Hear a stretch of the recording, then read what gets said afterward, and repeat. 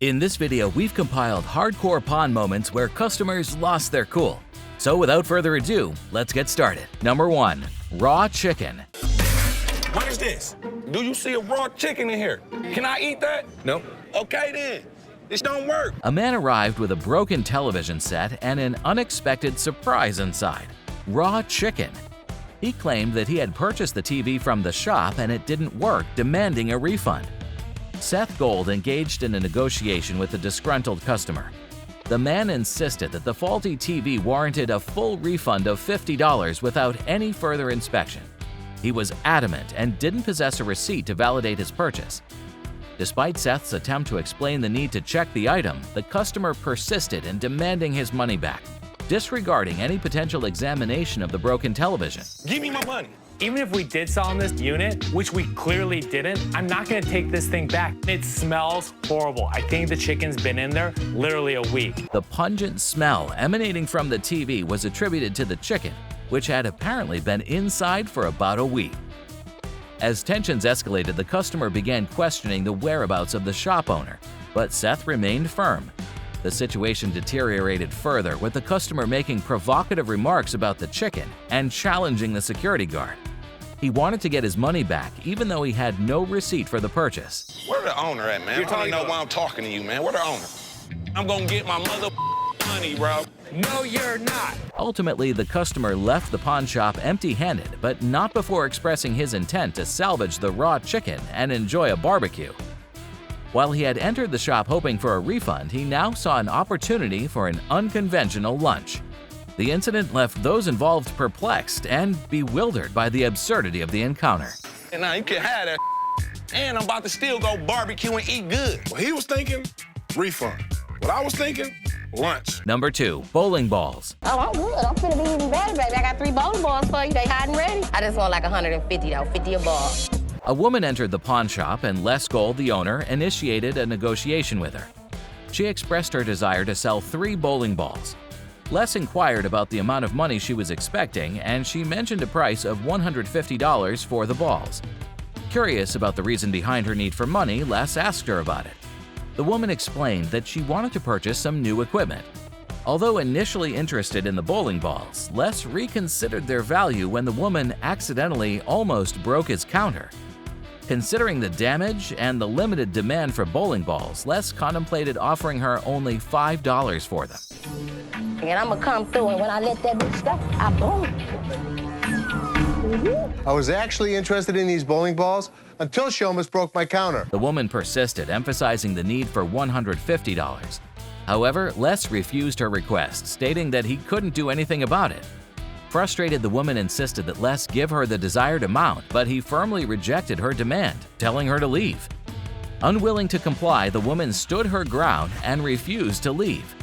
Les threatened to call the police, urging her to take her balls and depart. The woman continued to argue, but Les insisted that she leave his shop. She'll be lucky now if I give her $5 for them. How much did you Roger pay that. for them? 200, 219. Baby, check them out. They in Show the me a book. receipt. A receipt? That's what I done. I said I paid 200 for them. I mean, what the f*** is I don't believe you. The woman's rapid speech and persistence seemed to annoy Les. He stated that what she needed to do was take a deep breath and calm down, and they wanted to tell her that the shop was not interested in buying her bowling balls. In the end, the security guard intervened and asked the woman to leave the shop. The woman left, still talking rapidly as she exited. Motherfucking bowling balls. That's what you do. Oh, the big one. Number 3. Dirty couch. Well, here's the deal. I just moved from New Jersey. We just bought a house, and she sent me here. She said, see what you can pick up. Like, I'll bet you can make a deal with this one over here. I'll bet I could. A man walked into the pawn shop and Les Gold, the owner, greeted him. The man explained that he had recently moved from New Jersey and was looking to buy some items for his new house. Les suggested they look for something he could afford and make a deal with.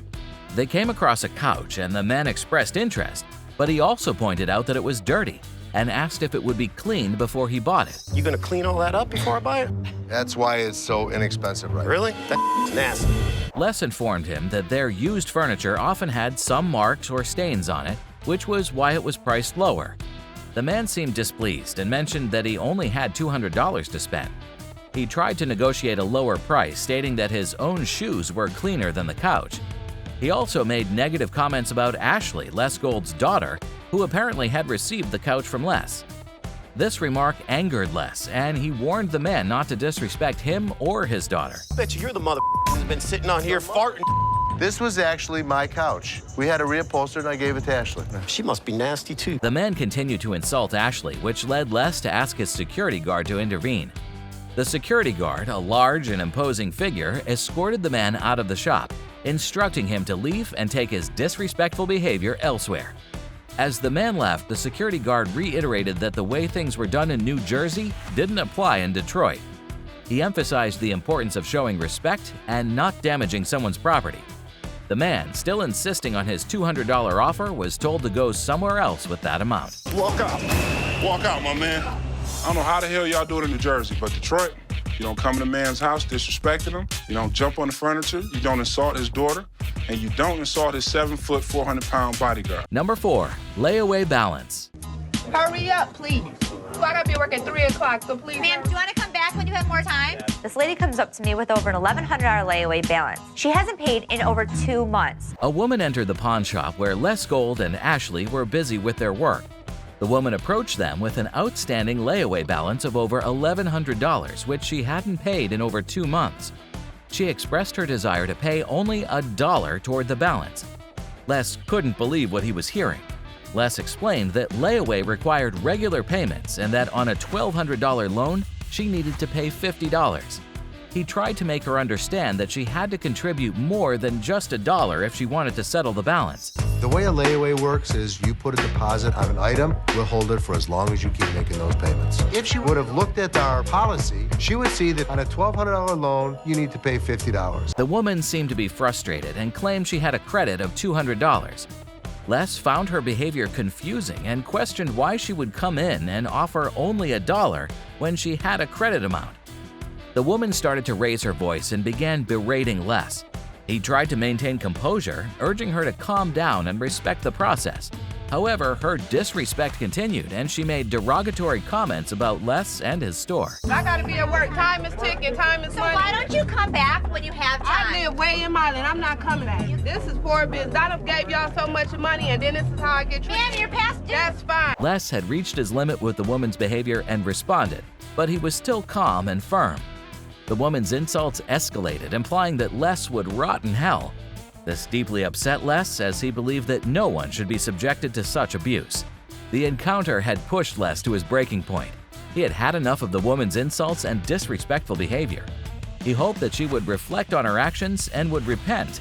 In the end, the woman left the pawn shop in frustration and anger. And I hope you have fun with your thousands and help burn with you when you burn it. You, please. Number 5. $20 meltdown. I would like to get a loan on this, please. How much would you like? $100. I'll check it for you. Can I have your ID? Sure, and that's with my 20%, right? A person entered the pawn shop and approached the reception desk where a woman was stationed. He engaged in a negotiation about a certain amount of money. The person insisted on receiving $100 and the woman asked for his ID.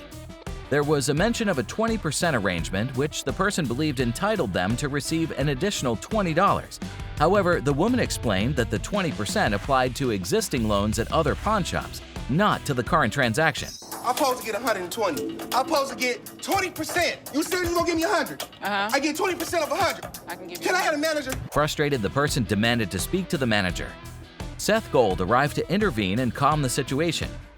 Despite Les's attempts to diffuse the tension, the person became increasingly angry and refused to accept the explanation.